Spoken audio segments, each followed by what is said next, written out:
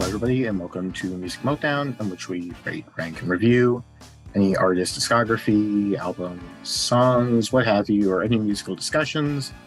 However, ignore all of that because this is going to be a new installment in the show.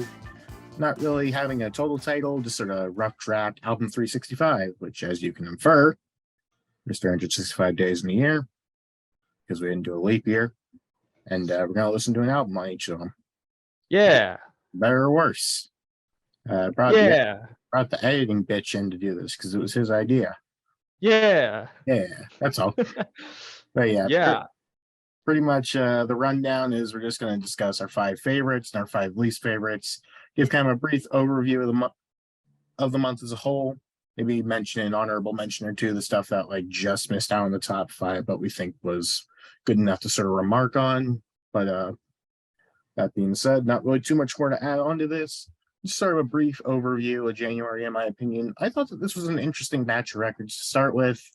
Overall, tracked a bunch of different styles, a bit of hip hop, bit of sort of classic rock, sort of pop, and sort of modern pop, indie, electronic. We were really able to tackle a lot of ground within these first 31 records that I think sort of set a good precedent for the start of things. However, looking ahead to February, I can already tell you I'm far more excited for that month. Several of my all-time favorites have already been spanned for that, but there's still some absolutely great stuff in this month, as well as some clunkers. We spent a couple of not so hot records, in my opinion, but I mean, with over 300, it's bound to happen. Your overall thoughts on this first batch? I thought this first batch was pretty good. There's not a whole lot real outstanding great stuff here. There was a lot of outstanding bad stuff though. But all in all, on average, I think this month was enjoyable. You know, I got to really reach out and listen to some things I definitely wouldn't on my own. But found a lot of enjoyment in that, and I'll definitely get to some of that in the review process. But all in all, I'd say this month was definitely an adventure and we'll say a good one. We'll say it was a good adventure. Thanks. Yeah, overall, just sort of a brief overview. All of my top 5 records for this month I thought were great. They would all hit the 4.5 stars on my scale. Only my bottom 2 records I thought were genuinely poor, and only a couple from there I thought were decent. Generally speaking, I would say about 21 of the records of the 31 I would consider genuinely good. However, I probably would only really care to return to about my top 14 of the month, but that's just below half, so I'd say that's not necessarily a bad thing. All right, yeah, kicking off the bottom of the barrel, I guess, this month. My number 5 was John Martin with Solid Air. It was like a very mediocre kind of like older album, in my opinion. There wasn't any like real standouts on it. I think one of the biggest problems I have with an album is when there's nothing special about it.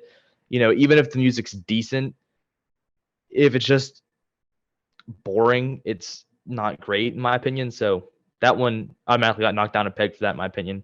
And then I had Danny Brown with Atrocity Exhibition.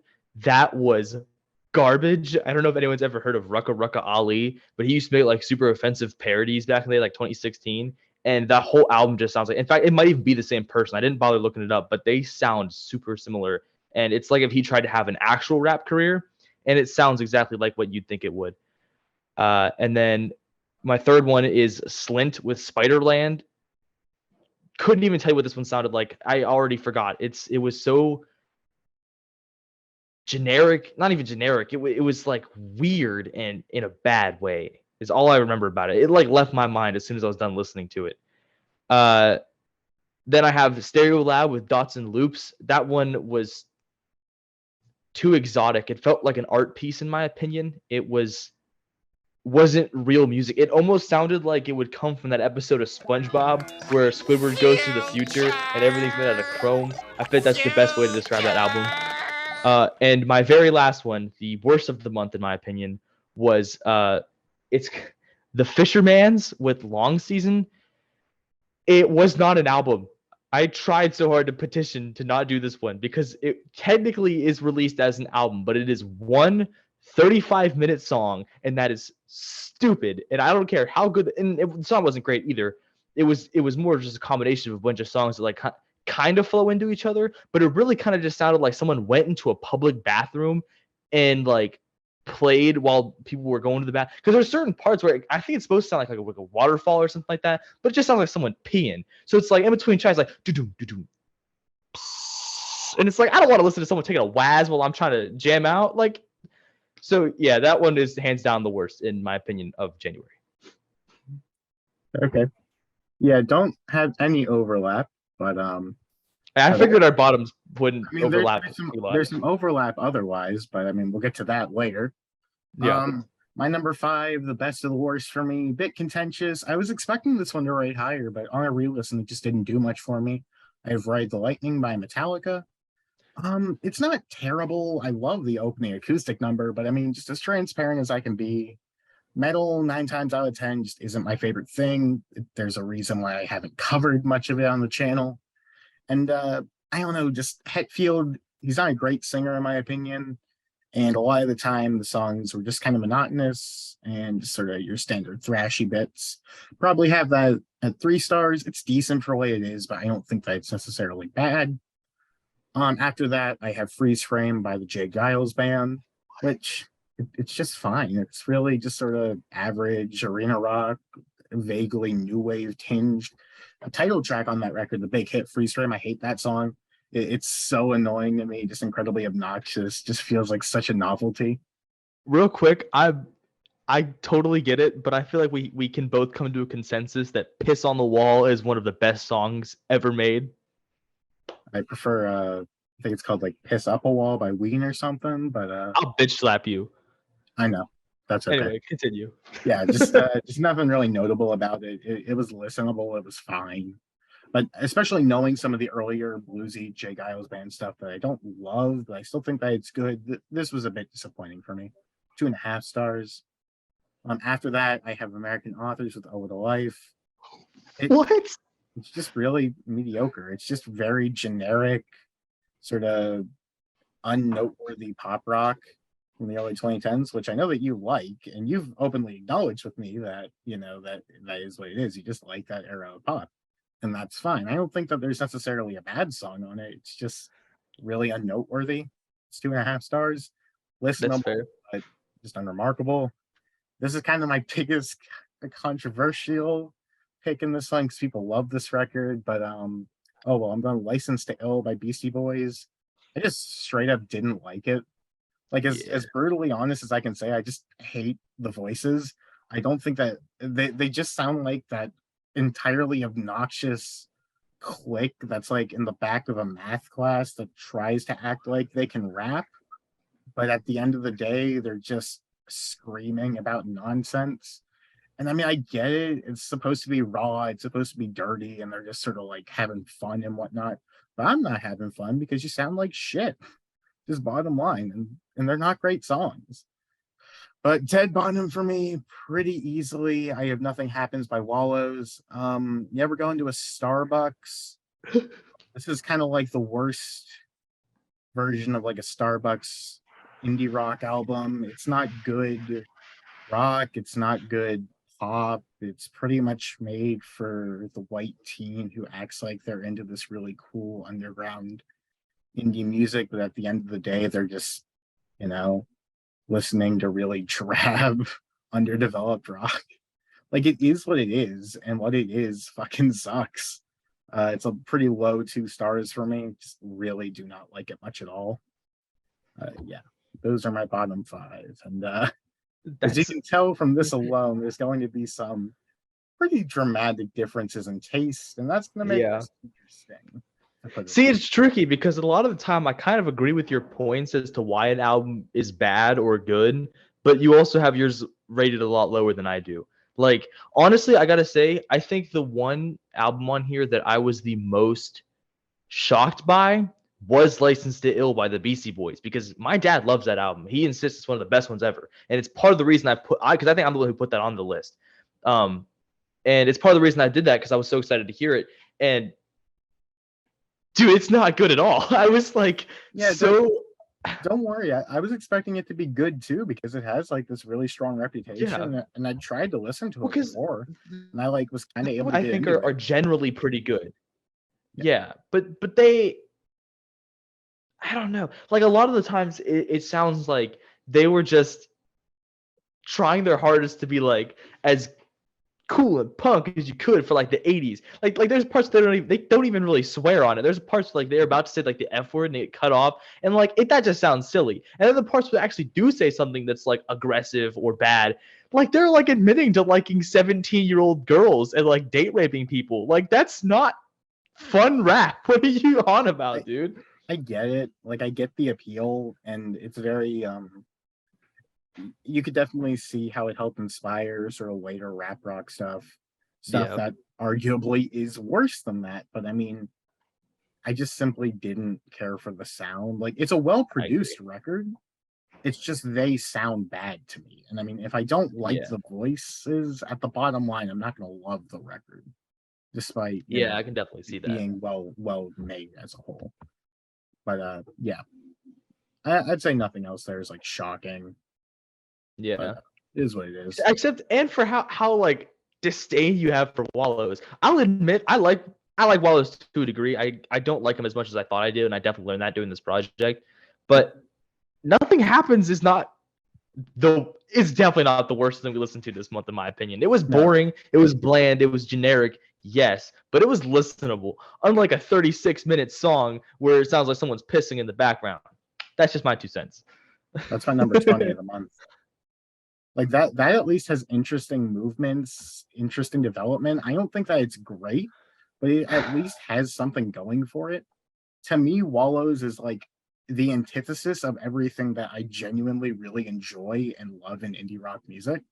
I just feel like it strips any character, any personality, and it's just the most cookie cutter, bland sound that you can go for. Yeah. And it See, just I definitely can see has that. nothing for me. And I get that's that. kind of where it falters. So, and as well, you can kind of tell because you had the Stereo Lab and you had Slint in the bottom, and to a lesser extent, John Martin. At least currently, possibly more so overall, you just might not be as into the less formally structured styles of music, stuff that is a bit more ambient in tone, stuff that's a little bit more groove centric or doesn't have a traditional verse, chorus, verse, Yeah. bridge mentality, is what it That is. definitely could be true because I definitely noticed listening to these that a lot of the time, if it didn't have something that was like vaguely familiar, I automatically kind of was just like, "Oh, this is weird." Sometimes Yep. that wasn't a bad thing. Sometimes it was like, I feel like we're getting too far. I feel like this should be a conversation when we're done with the list. I think we should continue with the list and then we'll Or have this conversation because there's something I how, want to talk about, but I don't want to get to that just yet. however you want to go about it. Let's kick off the Uh, good stuff now. yeah, we'll kick off the good stuff. You ready? My bottom of the best, right? Let me see here. The top 5 best albums of January 2023, in my opinion. Uh, Number 5, I had Now Not Yet by Half Alive. Um, I'm a big fan of that band. I'm actually the one who put that album on here. I tell you, when it came out, I was so disappointed in it because they kind of started off as almost like a 21 Pilots ripoff band, if I'm being totally honest with you. With their first EP, had kind of more of this like 21 Pilots, Fall Out Boy ish like sound, and I really liked it. So when this album came out, I didn't care for it, but through the re-listen, I definitely realized there's a lot of it that I do enjoy that I don't hear very often.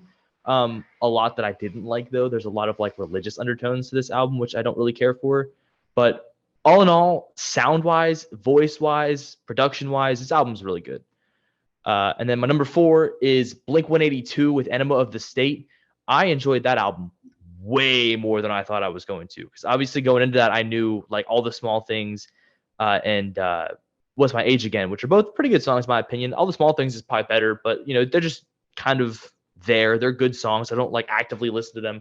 But then that whole album is so good. And then I went on a whole rant about this in my review, and I was posting them on TikTok about like Going Away to College is a song that's like this beautiful, like we're in love, we're in college, and we're young and dumb, and nothing matters, and it flows right into What's My Age Again, where he's this like disgruntled 23-year-old. He's like, life doesn't matter, and he loses his girl because of it. It's so sad. And I don't know, I love that. That album's so much better than I thought it was going to be. My number 3 is The Killers with Day and Age. I don't really have a whole lot to say about this one, but it's just it's got a sound I like. Something about it, about the production on it, and I can't remember his name, but the singer of the Killers, his voice I just Brandon think is really Flowers. good.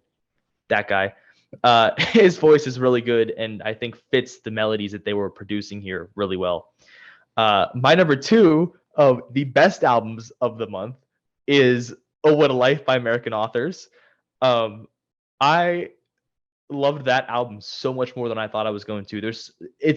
I know it's kind of just like generic pop, whatever, but like I'm a sucker for good pop music, and especially when it's not just like, oh yeah, we're in love, songs that are like, I have a lot to carry on my shoulders, and or one where it's like one of the songs is just like coming to terms with like you have to leave sometimes and disappoint the people who matter most to you, but in a fun pop song. And that I really, really enjoy. Like I said, I know it kind of sounds generic, but I don't know. I just enjoy it a lot more than a lot of the typical pop stuff. But speaking of which, my number 1 is Phantom Pop by Wild Party. They are an indie band that I love. They're my favorite indie band. One of my favorite bands ever, and this album is actually my favorite album of all time. So it was automatically, I think, going to get the top of this list in my opinion. It is also kind of just generic. A lot of the songs do kind of sound the same. I definitely know the flaws, but in my opinion, a really good album is where you can look past the flaws and enjoy it anyway. And this album is so good. It's one of the only ones I can listen to front to back in any setting and probably never skip any of them. Like, dude, this album is like drugs for the ears. I love it so much. That's my top 5 for January. Yeah, it's listenable. It's fine. Yeah. I don't hate it. There's some good stuff on it, but it's just like, I don't know. It just sort of lacks a real cohesion, or like it lacks something more to really draw me to listening to it. And I get that. Definitely some stuff that I would have, before doing this, expected probably would have been a bit higher for you. Especially listening to it, I would have expected you to be a lot higher on the Bleachers record that we listened to. You were really receptive of the Tom Petty one. I didn't think it would make your top 5, but I knew it would probably get close. They're around there. Killers, I wasn't expecting to get that high. And kind of based on how you were talking about them, I kind of figured one of the 2 Kendricks would have been a shoo-in. Although I suspect they're probably both like top 15. They're up there. I'll get to those, but just know they're pretty close to the top. Yeah. Alrighty, top 5. We share none of them, but we kind of saw that coming. Number 5 for me, I know one that you're really silly about. You have pretty low, Aftermath by the Rolling Stones. In my opinion, it's just a really excellent classic rock record front to back. Just some really amazing songs. And I feel like this is when the Stones really start to come into their own. This and Out of Our Heads. I haven't done a Stones episode. Probably not going to do one this year, maybe next year, but we'll see, because they have so much material. But I really feel like Out of Our Heads moving forward is kind of when they start get going. And Aftermath is one of the apexes in that regard. Just some of their best tracks overall. And the super long, like 11-minute closer, I think it's called Going Home or whatever. It's not great, but I think that really adds to the experimentation and the intrigue that they were doing across there. And I like it a ton, although I understand why others don't. Number 4 for me is A Sip by the Strokes. Strokes episode that is being pre-recorded, so I'm not going to say too much about it. This isn't my favorite Strokes record, but I still think that it is really great. Tons of excellent material on here. The title track's amazing. Last Night, I adore Hard to Explain.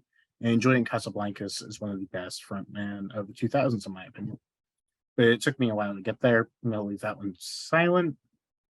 One of the ones that made your bottom 5 is in my top 5. And I knew that this one wasn't going to click very well for you, but I absolutely fell in love with this record. It's the one I was telling you about earlier. I have Solid Air by John Martin. I thought that this record was just absolutely mesmerizing. I think that the acoustic playing on here is incredible. I think that his voice is just excellent. And I love the almost sort of pseudo psychedelia, sort of almost funk elements that are across here. It's very multi-genre based, very multi-dimensional, I feel. And John's able just to pull everything together into just such an interesting and really fascinating singer-songwriter record that I could definitely see going up, and one that I definitely need to go back to. Number 2 is one that I figured you were going to really like. I think that you didn't like it quite as much as I thought that you did. I Have Whatever and Ever Amen by Ben Folds 5.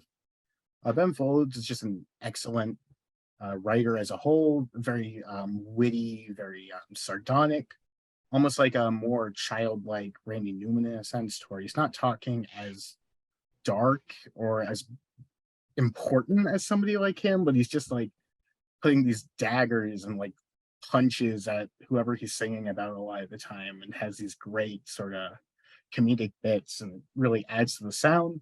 As well, I love Ben Folds 5 in general because I don't have a guitarist. I find the just sort of piano, drums, and bass sound that they have going on to be incredibly interesting. And this is probably their best crop of material. Number 1 for me, another one in your bottom 5, and one that I knew that you weren't going to like, going Spiderland by Slint. Absolutely adore this record front to back. I didn't like it as much as I thought that I did. Well, actually, no, I thought that I liked this record less, but going back to it, I just think that it's absolutely tremendous. I love sort of the urban, sort of the darker soundscapes, these sort of almost these incredibly experimental moments that are sort of broken up by this weird almost ambience and this darkness, this cloud. I'm not entirely sure what the name of the vocalist is, but how he sort of talks things across this record is really excellent. Really helps sort of envelop you in the mood of the record. And the best way I can describe it is just the overall atmosphere of it is really just, it's really just mesmerizing to me. I fall deep into the soundscapes on it and this sort of darkness that I keep talking about. I get why others aren't into it, and I kind of love it because of that heavy experimentation and the sort of bizarre world that it traps you in. To me, it's incredibly unique, but I don't fault anybody for not being as into it. But for me, it's my favorite record and a great record at that. All 5 of my top 5, I have a 4.5 stars.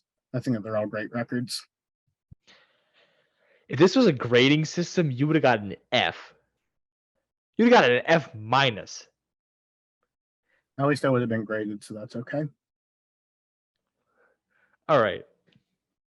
Listen, I love when we have such differing opinions like this, because, I don't know. I think it's interesting to hear, how you justify an album I think is so bad, or vice versa. But I cannot get behind that Spiderland thing. I said I literally listened to it, and I remember thinking, "Holy crap, this is so bad." And I don't even remember what it sounds like. It was literally like in one ear, out the other. Like I didn't retain anything from that album. Oh, you're cool. You aren't alone in thinking that. Plenty of people that I've had on here before don't really like it much at all, and that's understandable. It's very weird, very avant-garde, and it's entirely different from this whole verse, chorus, verse, bridge thing that everybody utilizes. Chorus, verse. Now here comes the end. Wait. All right, that's enough of that. All right. 21 Pilots. No, so we had some notable ones that we didn't get to in the top, bottom, or top, I guess, that are also I would like to talk about. That Ben Folds record just came out. I did really, really enjoy that. In fact, it just barely missed my top 5. It's my number 7, right behind the Jay Giles Band record, which I actually did enjoy a lot. Yeah, that I did actually really like that one. We also did we threw like a bunch of Weird Al albums in here, and that one's right behind my Ben Folds for me. We did Weird Al Running with Scissors. It was weird listening to an entire Weird Al album. I've never considered that to be something I would have done. I will say that was one of the bigger conundrums for me of figuring out where to rate and rank that in comparison to well, for lack of a better term, actual music. Yeah, well, because it's tricky though, because it's not necessarily, it's that one you measure more on enjoyability and not actual like production or singing into that, and it's tricky to do that when you're the rest of it kind of has to, like, the lyrics on this one were great, the production was it, and then you just got Weird Al there, so I get that being really hard to place, but I like that one a lot, especially the song Albuquerque. I think was way too long, but I thought that was great. That was my favorite for sure. It landed 23 for me. I thought it was decent, but it's just kind of, it's out of my wheelhouse, and it was difficult for me to rank as a whole. Yeah, I definitely get that, honestly. That's it. I think one thing you'll definitely notice, and probably one of the biggest differences in our lists is, I definitely prefer more like upbeat pop, kind of pop rock Sure. ish.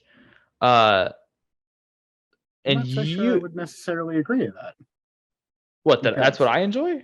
no, I'm not saying that you don't enjoy that, but I'm not saying that my whole top five is doom and gloom because I haven't gone over it yet. But my 6 is Tom Petty with Full Moon Fever.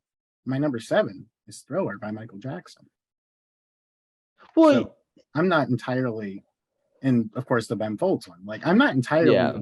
just doom and gloom. It's just when I have No, I Spider, agree. I'm not gonna ignore that. No, yeah. I just think it's more of like preference that, that's just that's my top stuff. Absolutely. And a few of these, the positions were shocking to me too. I also threw Green Day on here, Green Day's Dookie, because I've heard phenomenal things about that album. And when I listened to it, I mean, it didn't capture me. It, in my opinion, kind of lacked the Green Day sound. You hear Green Day, they have a very specific sound. It's like they've built pop punk, in my opinion, and I that album lacks it. It's I not there. you are so wrong. That's an opinion Ar- I've heard a ar- lot since I've listened to Arguably, that. that record is quite literally the birth of pop punk as we know it. Yeah, and And I've heard obviously people there say were that to me. brewing artists there as well, but I mean they really Mhm. were what brought it into the mainstream. Yeah, And I feel like the issue in that regard is I feel like you're thinking of them more in regards to the American Idiot, like 21st Century Breakdown sound, where their 90s stuff probably. is very different.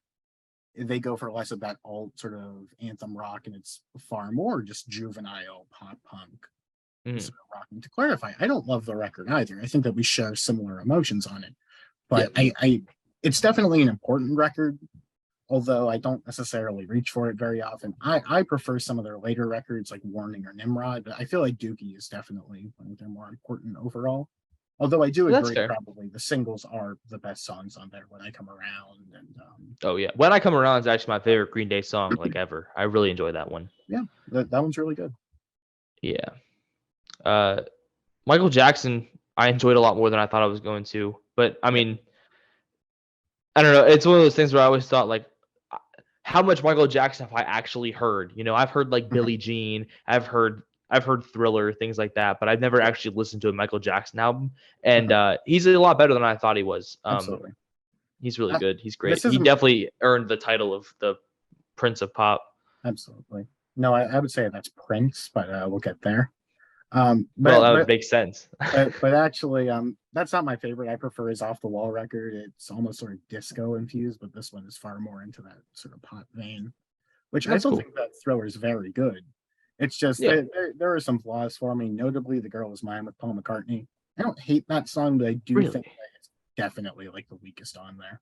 That's fair. I liked it really good up to the point where he's like, there's like the talking bit, like 3/4 through the song where they're like, "Oh no, you're wrong, Michael. That girl's mine." Oh no, I don't think so, Paul McCartney. That girl's mine. It's like, I didn't need that. It didn't need that. That was weird. And as much as I love the song, I can't act like PYT has aged the best. Like the Yeah, song is incredible, but yeah, but yeah, you gotta. I forgot about the kind of I knew that content they in it. wouldn't make your top five, but sort of two records that I'm very curious about because you're mentioning obviously being more into the sort of upbeat, poppier side of things. We had two of the pillars of 90s grunge rock in Nirvana and Alice in Chains represented here with Hmm. Dirt, which I know that you mentioned being higher on them than you necessarily expected yourself to be. No, I was higher on Nirvana than I thought I was going to be. Yep. Nirvana is my, what is that? 15? I think that's 13 on this list. Oh, it's my 11. I really enjoyed the Nevermind album. You hear like the most popular ones off that album, and you'd think it's just like all like just like a Smells Like Teen Spirit, which is like the mindset I had going into it is it's all gonna Yeah. sound the same. It's all gonna be that, and it's not. And I enjoyed what the difference. I mean, don't get me wrong. Don't Smells Like Teen Spirit's great, but if you have a whole album full of just that sound, it wouldn't be very good, in my opinion. So the fact that it is more varied and coherent, it's really good in my opinion. However, that Alice in Chains record, the opposite in my opinion. It was almost a chore to listen to that in my opinion. It was just like, I mean, love them, but I think Lane is such a powerhouse Actually, vocalist. as a matter of fact, that's my number 6 of the worst. It just barely missed the bottom. I Okay, did not like the Alice in Chains record that much. interesting. I saw that you liked a couple of songs on there, so I figured they didn't exactly last through the month Yeah. for you. Well, Which I'm pretty sure I added a new song, except for the ones I already knew, like the Phantom Pop and Now Not Yet. Other than things like that, I'm pretty sure I added at least one song from every single one of these albums into my like songs. yeah, The John, was it John Martin? That one only got one. I know that for sure. And it's better than nothing. Spiderland and the Fisherman's Long Season didn't get it Yeah, either. Mostly because I didn't like anything on Spiderland really, that's and fair. the Fisherman's is only the one big one. But Also, other than that, they all at least had one. it's just Fishman's. It's not Fisherman's. Oh, my bad. No, I didn't it's see all that. good. I don't care. Yeah, I don't really get that record either. Like I know I was defending it earlier, but I only have it at 3.5. I think that's good. I think it's pretty overrated personally. It's like Mhm. one of the top records on Rate Your Music as a whole, and that much I don't listen to. What? I don't know. That crowd's No. whack dog. I gotta tell you, one thing that I definitely kind of shocked me is my feelings toward Graduation by Kanye West. Uh, I don't really like Kanye at all. Yeah. At all.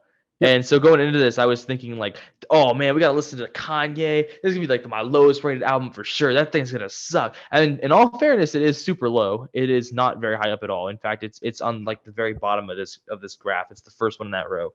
Yep. But I have Beastie Boys beneath that. Like, as you should. if you told me going into this, I would like Kanye West more than the Beastie Boys, I'd have been like, dude, that's ridiculous. Yeah. But yeah, I have Graduation at number 18.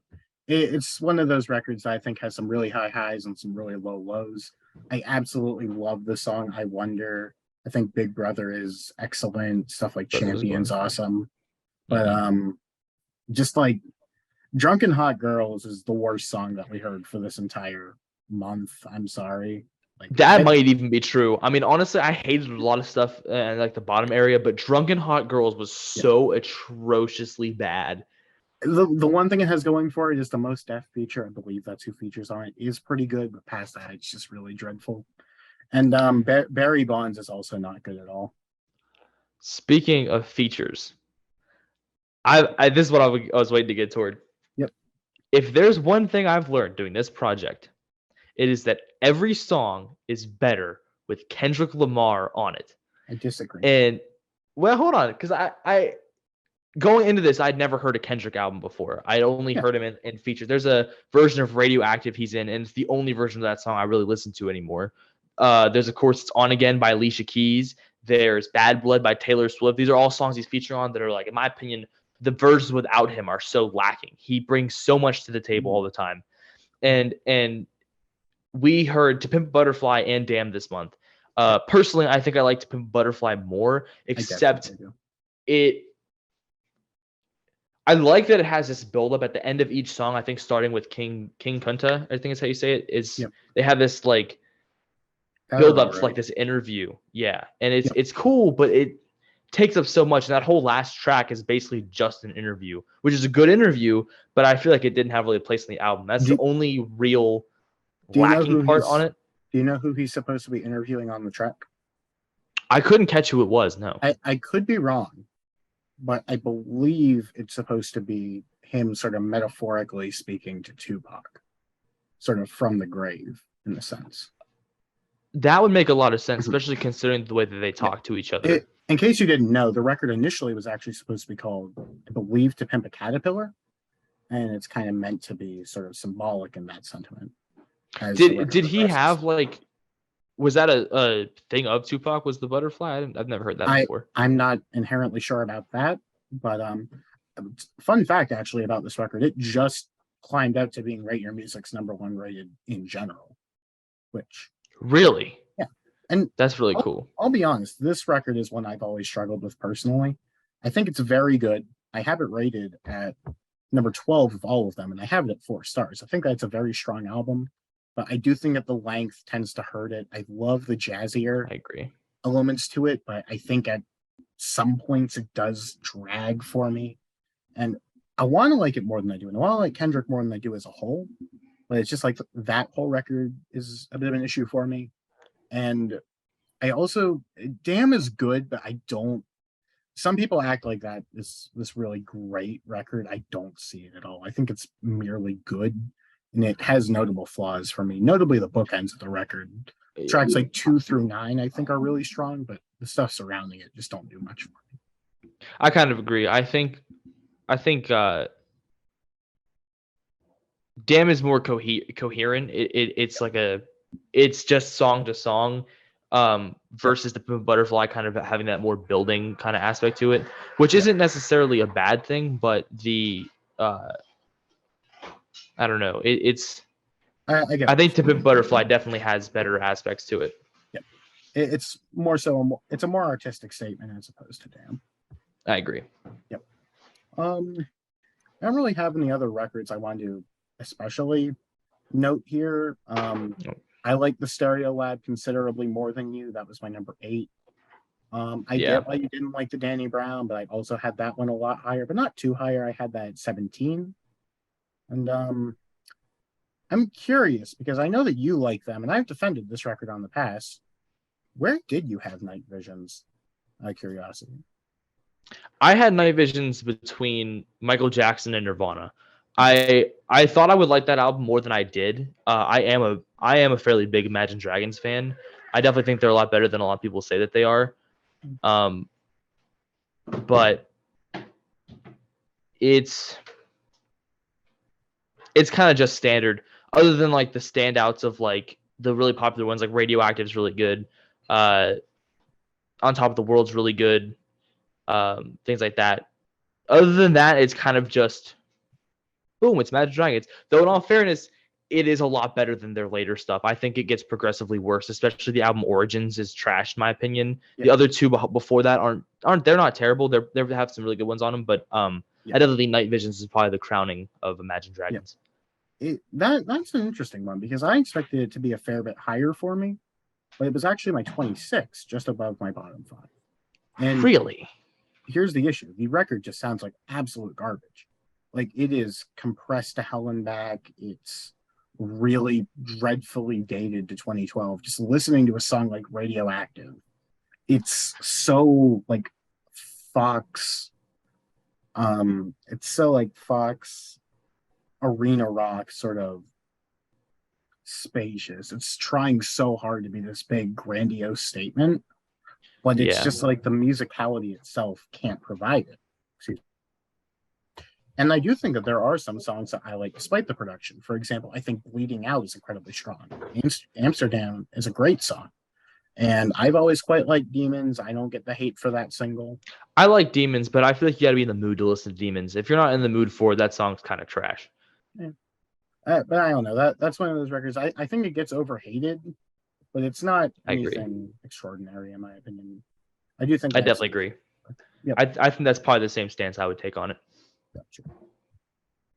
But yeah, I don't think I have anything else to say about them. I think that this album, this first month was great. It was good. It was enjoyable. I'd say that there's maybe a couple notable records that we didn't really touch too strongly on. For example, Back in Black we tackled this month. It's good. It's just standard in my opinion. There's nothing really stand out about it. Except for the title track. Back in Black is of course a great song, but that's I don't know. There wasn't much good on that. That one was very front loaded to me. Shoot to Thrill is an excellent song, but past that, not too much. Yeah. The Blueprint by Jay-Z, that's an essential hip hop record. Very, very strong. 4 stars for me. Just scraped into my top 10. And then a record that I know a lot of people love. I figure you're not crazy about it. I'm not as into it as I probably should be. Station to Station by David Bowie. I was just okay. 2 through 5 are all amazing songs, but I've never loved the title track, and I think it just sort of closes out all right. But past that, eventually, maybe it'll be earlier. Our 2 lists will show up, and you'll sort of get a comparison shot as to how different things showed up. And, that being said, this will be continued in the following month. Yep, February, baby. We got a good lineup for February. Yep, just a couple of the bigger records that we're going to be tackling in February. We have AFI's Sing the Sorrow, Low End Theory by a Tribe Called Quest, Rumors by Fleetwood Mac, The BTR by Big Time Rush. That's true. We have The Gaga by Spoon, Like a Virgin by Madonna. Yoshimi Battles the Pink Robots. Don't forget BTR by Big Time Rush. Oh yeah. A Love Supreme by John Coltrane. The Mollusk by Ween. Jagged Little Pill by Alanis Morissette, and Wincing the Night Away by the Shins. And there's even more that I didn't go over. For only 28 albums, this is a pretty wild lineup, and I'm excited to go over those as well. That being said, I really hope that you enjoyed. Hope this comes out all right, and that you continue to do so. Wowza. With that being said, you have a great one.